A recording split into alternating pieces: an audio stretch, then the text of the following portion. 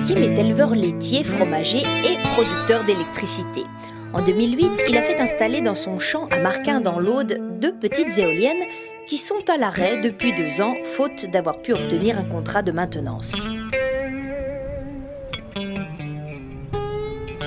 Quand j'ai acheté cette éolienne, j'ai demandé est-ce que je peux venir pendant une semaine pour assembler des éoliennes. Ils m'ont dit oui.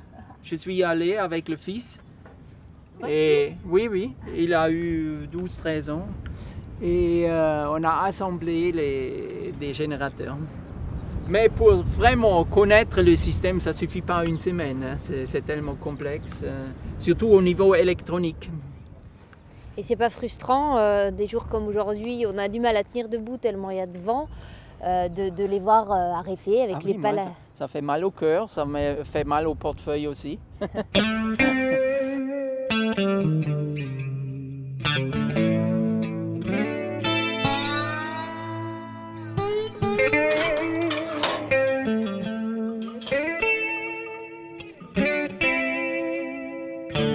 Quand j'ai mis en place ces éoliennes, et c'était bien sûr l'idée de l'écologie, mais aussi l'idée de gagner de l'argent avec ça. Moi je trouve que c'est un métier, la production d'électricité, c'est un métier comme la production du lait. Et je trouve que tout le monde devrait avoir le droit de produire de l'électricité. Aujourd'hui, c'est grâce au fromage que Joachim gagne sa vie. Mais il a en tête un nouveau projet pour relancer sa production d'électricité. Dans quelques jours, un représentant d'Enercop, un fournisseur d'électricité 100% renouvelable, doit venir à sa ferme.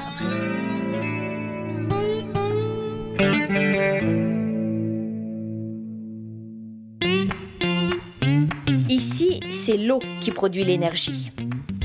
Sur le plateau du Lévézou, à une quarantaine de kilomètres de Rodez, sont captées différentes sources. Et l'eau collectée est ainsi acheminée jusqu'au robinet ruthénois, sans autre énergie que la déclivité, la pente naturelle. Et donc là, on est sur une des sources captées. D'accord. Donc ça date de quand alors? Alors là, on est sur un ouvrage qui date de l'origine. Donc on est en 1899, au début du siècle dernier. Et donc voilà, là on a le départ, le point de départ de la canalisation d'adduction qui va ensuite descendre la vallée jusqu'à récupérer les 11 autres sources ou les 10 autres sources qui sont captées sur le bassin versant du Vieux-Loup et qui vont être acheminées jusqu'à l'usine de la Boissonnade. Arrivée à Rodez, l'eau est en effet rendue potable à l'usine de traitement de la Boissonnade.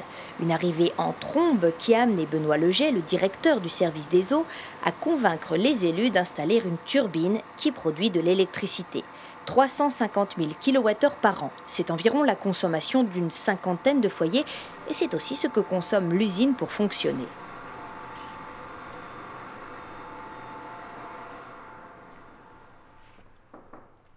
Entrez. Oui, Madame Carlet, Monsieur Leger. Est-ce qu'on a des coûts de fonctionnement, d'entretien? On a très peu de coûts de fonctionnement parce que l'intérêt justement du système, c'est d'utiliser du matériel de l'eau potable. Donc une pompe turbine dont on maîtrise le fonctionnement, dont on est capable de faire les grandes lignes de l'entretien. Nous sommes quand même dans une démarche développement durable sur l'énergie. Donc ça permet, on a travaillé sur la consommation d'énergie énormément avec notre économe de flux dans le sens d'économie justement sur nos bâtiments, écoles, etc. Et là c'était une opportunité assez originale de produire nous-mêmes et de vendre l'électricité. Et nous la revendons à une coopérative Enercop, ce qui est assez nouveau puisque ça nous permet de vendre plus cher que si c'était à l'EDF. Enfin, c'est en tout cas la question financière qui a permis de faire passer le projet auprès de la municipalité. Mais évidemment, pour nous, au développement durable, c'est quand même un plus de se dire qu'on vend quand même, nous, on participe à la production d'énergie renouvelable.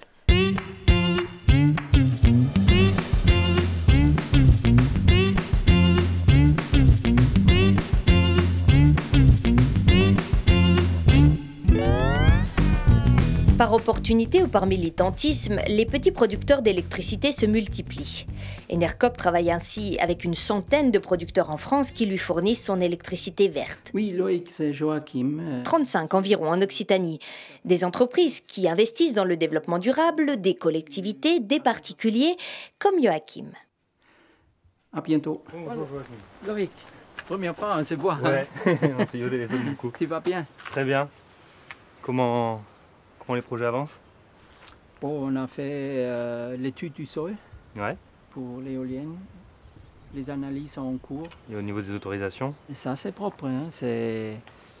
Les opposants ont été déboutés de leur intention, définitivement. Plus de recours. Non, plus de C'est recours. très intéressant parce que Joachim, c'est un des fournisseurs, on va dire un producteur plutôt, pardon, d'énergie et historique d'Enercop, et mais qui ne s'arrête pas là, qui continue en se disant, ben voilà, là je peux peut-être aller plus loin. Il a fait le test des petites éoliennes. En fait, aujourd'hui, on se rend compte que quand même, le grand éolien, c'est quand même le rendement le plus simple. Et puis qu'aujourd'hui, on n'a pas trop de temps, il faut aller vite pour que cette transition énergétique se fasse comme il faut. Loïc, tu vois le petit poteau qui est peint rouge Dans les herbes. dans les herbes? Ouais. C'est là où il y a le milieu du mât de l'éolienne. Joachim va en effet installer ici une éolienne, une grande de plus de 800 kW. Une éolienne à près d'1,5 million d'euros contre 33 000 pour sa petite sœur. L'agriculteur a trouvé un investisseur intéressé par un projet clé en main dans le développement durable. L'éolienne devrait bientôt sortir de terre, mais il aura fallu 7 années de bataille juridique, Joachim ayant rencontré pas mal d'opposants dans le secteur. Il dit c'est le monsieur qui vend du vent. Voilà, donc ça veut dire ça vaut rien, hein, si j'ai bien compris. C'est vrai, c'est difficile de réaliser un projet. Et on est obligé d'avoir un succès. Sans succès, c'est rien. Donc j'ai tellement investi au niveau, pas seulement argent, aussi investi en tout le travail que j'ai fait, les études, les formations que j'ai fait, que j'ai reçues, je ne peux pas arrêter. Je suis obligé presque de continuer et un jour ça va aboutir. Je n'ai pas de doute, ça va aboutir.